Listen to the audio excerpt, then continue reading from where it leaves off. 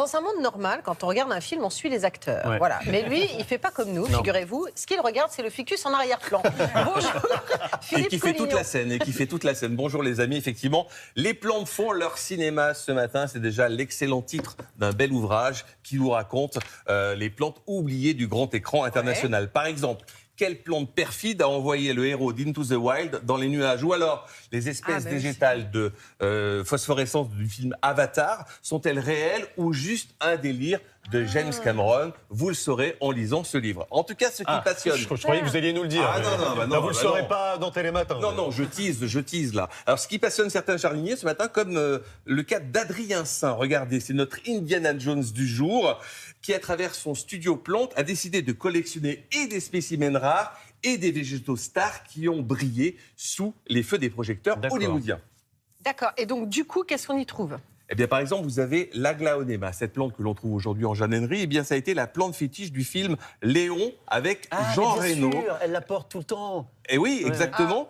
Et alors, effectivement, donc vous en rappelez. Celle-là, je m'en rappelle. Et vous avez aussi le palmier majestueux. Regardez, l'areca qui aujourd'hui, on le vend beaucoup en jardinerie. Eh bien, c'est la star du film Scarface avec Al Pacino. Pourquoi? Parce qu'il trône dans tous les intérieurs un peu bling-bling du personnage de Tony Montana. Ça apporte un petit côté luxuriant et légèrement ostentatoire. Ça, c'est la plante officielle ou c'est une copie? Ah non, ça serait la plante officielle, on aurait dit garde du corps. Non, c'est une copie. J'allais prendre un selfie avec ça. Ouais, bon, vous pouvez en partir avec si vous voulez.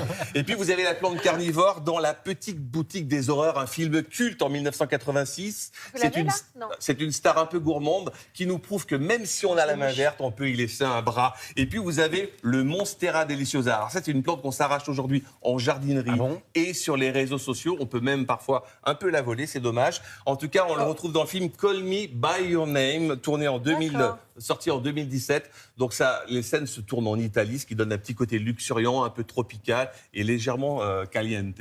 Mais est-ce que ça fait monter leur prix aussi à ces plantes, le fait qu'elles aient été dans des films comme ça?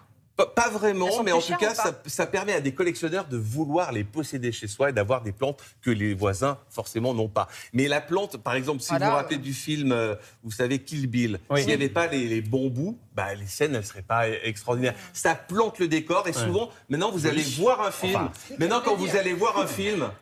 Quand vous allez voir un film, vous ne remarquerez que les plantes. Pardon, mais Kill Bill, on se souvient plus du survêt jaune que de la plante verte, si je puis me permettre. Moi, je me rappelle des bambous. D'où l'expression par la plante verte. Philostakis japonica. C'est plus accessible que la voiture de Retour vers le futur. Exactement.